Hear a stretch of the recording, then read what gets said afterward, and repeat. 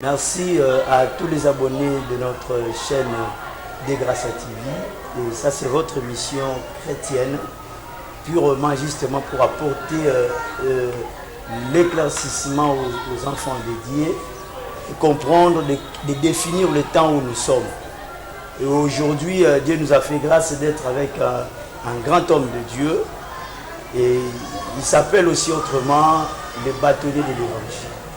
Avec lui, par la grâce de Dieu, nous allons essayer un peu de partager ensemble la parole de Dieu. Mais je crois bien que notre mission sera un peu bilingue.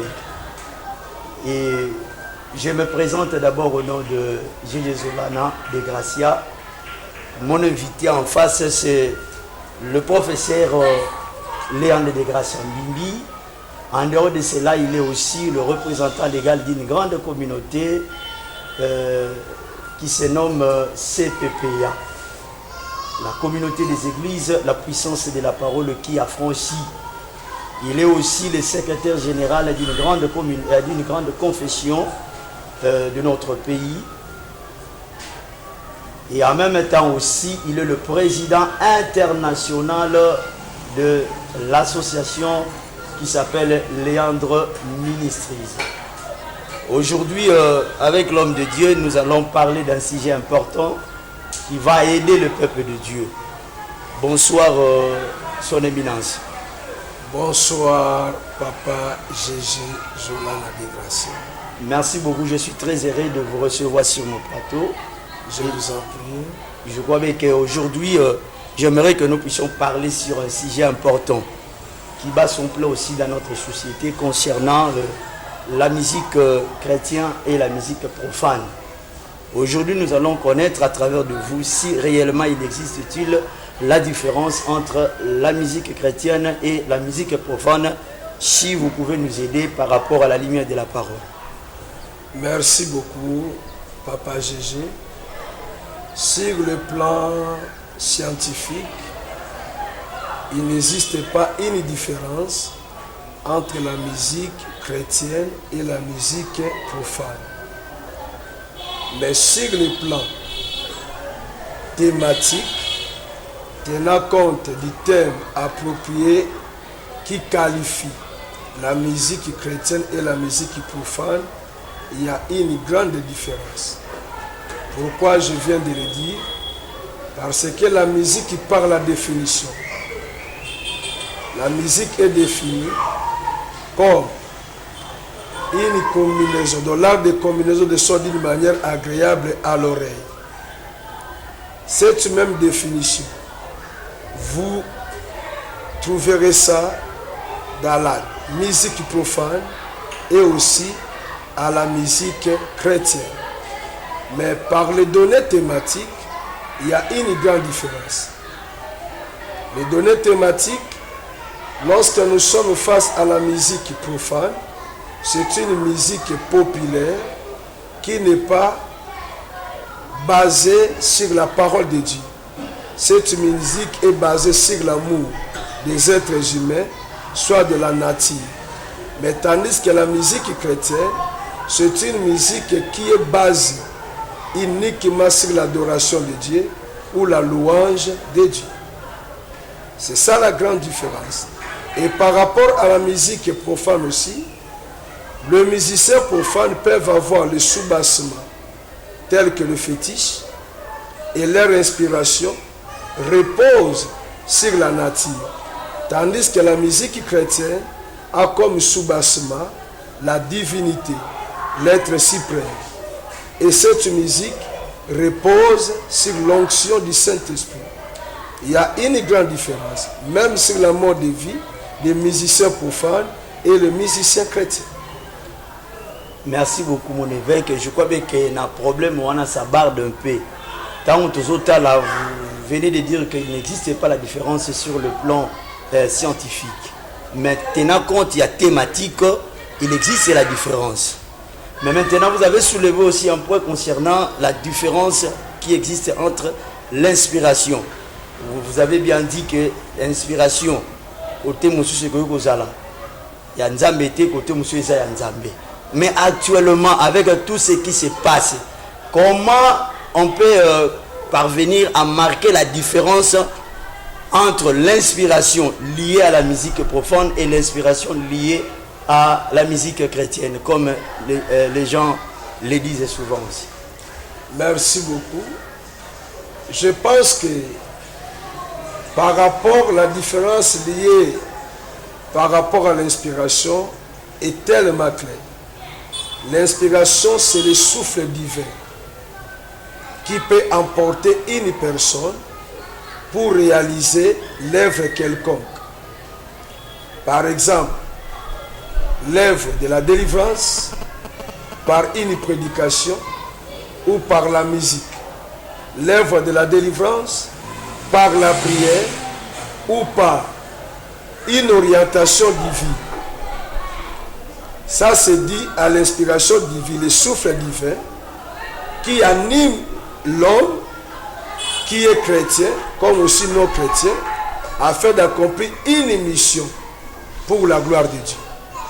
Tandis que l'inspiration profane est une inspiration qui est définie comme le souffle satanique. Cela peut se manifester par la voix des féticheurs, par la voix des marabouts, par la voix des occultistes, des magiciens et autres.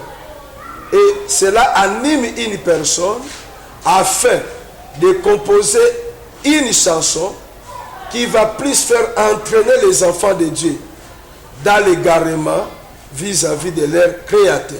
C'est ce que nous parlons de cette grande différence liée à l'inspiration divine et à l'inspiration satanique. Vous avez bien dit, mon évêque, mais est-ce que dans la musique profane, il n'existe pas de conseils au bana na nzambe pe bakoki koyoka pe basaleri? Merci beaucoup, papa. Ba conseil na musique mususu profane eza ebele. Net la musique profane ya kala. Ezaki la musique moko plus éducative. Mais sous bassement ezalaki plus bonzambe te. Lelo pe lisusu eza na musique mususu ba musicien na biso bazobeta. Eza na batoli mususu ya malamu, mususu pe ezobebisa bana, mususu pe ezotenir compte ya éducation ya bana te, même na baparent oyo moboti akoki koyoka yango te na bana ya ensemble, akoyoka yango te na baleki na ye, na babokilo, na basemeki na ensemble. Miziki wana pe ezali. Mais problème na nga plus na mutuna na bino evandisami d'abord na conseil te, parce que l'inspiration satanique il y a aussi des conseils, l'inspiration divine il y a aussi des conseils, mais l'efficacité à conseil par rapport à la divinité ils sont sous l'action du Saint-Esprit, tandis que pas ya diable ils ont quoi exciter mutu na kati ya mabe à réaliser loko moko ekoza ata mususu ya mabe amona ngo malamu. Mais inspiration auto bengi inspiration satanique, okomona mutu ta musu akepa ngana azwi kisi na ye maza musicien makambo nazoloba ezame na musicien mususu bazaka na musicien profane loba kwa ba musicien chrétien lokola ba frère na biso Christian dakumuda o ayebana kana tango kala kimbukusu dayebi Christian na lemba parce que na vai na porte noire na yebi ndenge basali musique na bango tina ba l'avenir esthétique bazo kobeta na porte noire parce que nga na vai na porte noire na lemba.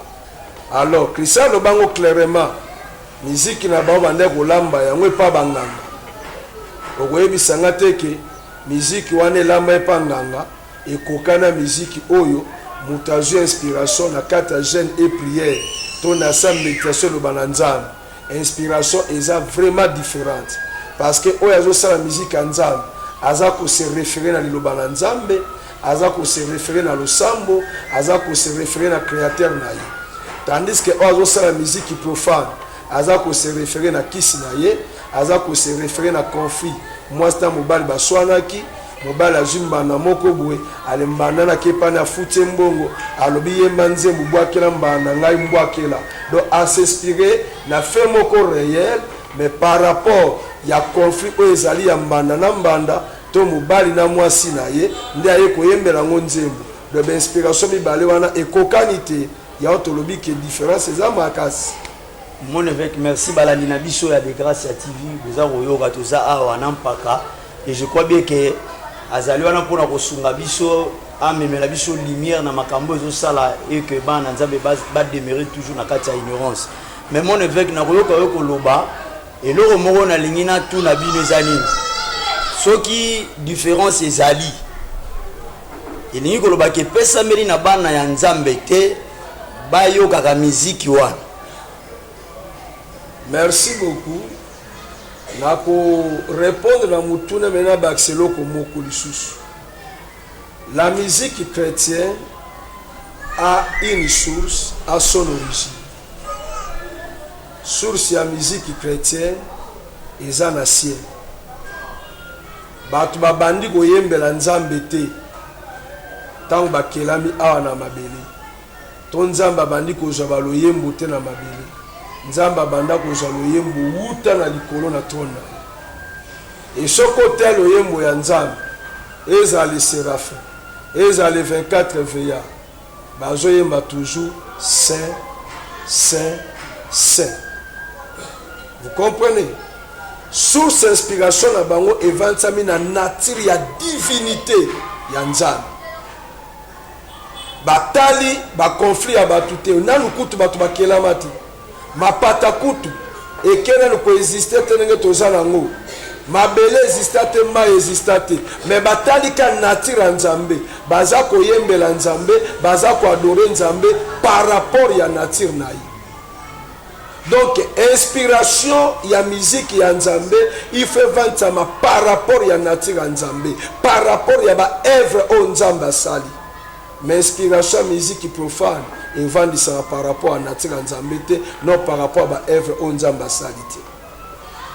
Nakotuna nakorepona mutuna na yo mwana na nzambe oyo abengami mwana nzambe né de nouveau akoki kozwa conseil ya orientation ya vie na ye na musique profane te. Nazoloba ngo clairement mon évêque le Léandre ndenge na vandia nakoki kozwa te cassette ya musique profane te pona yokaka banzembu ya musique profane ete yanga écoute yanga ni loko te. Pourquoi? Parce que Bible on a salelaka ekenda kopesa nga ba voix nyonso tu ya lumière. Josué 1:8 que ce livre de la loi ne s'éloigne point de ta bouche. Médite-le jour et nuit. Pourquoi? Eza na ba cause. Première cause, pour agir fidèlement selon ce qui est écrit. Si soki na yoki musique profane, na ko agir fidèlement selon musique profane, to selon ce qui est écrit dans la Bible. Deuxièmement, c'est pour réussir, pour avoir du succès na entreprise na nga nyos. Na yebi ke na liloba na nzambe, na ko agir fidèlement ko lantsama o Bible komi. Na liloba na nzambe, na ko réussir, na liloba na nzambe, na ko jwa succès na nyonso nga nazosala. Bible déjà epesi nga voie ya réussite, voie ko agir fidèlement, voie ko jwa succès. Pourquoi na kotika Bible na kende ko jwa musique profane na komisango na place ya Bible? Je ne peux pas le faire. Et je ne peux pas aussi conseiller na bana nzambe bana nzela wana. Mon évêque olingi koloba malamu ki ya solo bana nzambe bakoki kolanda oyo ezali musique wana te. Cela veut dire na intention ya koyoka yango. Mais siko bino moko nano komela bino te bopesa te exemple moko ya moyemi moko ya mokili na prédication na bino po pesi ke musicien ki nganda loba boyi nano komela bino te. En tout cas yambola bongo la motema nazaki na mopagana na ndaku mama nanga azalaki na ba disque na ba cassette tozalaka na ba DVD te ba CD te ba disque na ba cassette nde tozalaka na yango tozwaka ta musique ya ndabeta ndaku na biso ta nyonso tu donc soka bolamuki na tongo batiaka musique ebetaka na yoka musique yebele ya kala o bakomo na nga mandola na kowanga na ngote na yoka ba musique alwambo makia do jazz yoka yango Zogangai. Ça c'est les bâtonnets qui Ah parlent. oui, na yoka ba musique wana. Na lupango nga na vandi na lemba na porte noire, na vanda na porte noire comme le porte blanche comme église. Na vanda kuna déjà naza chrétien.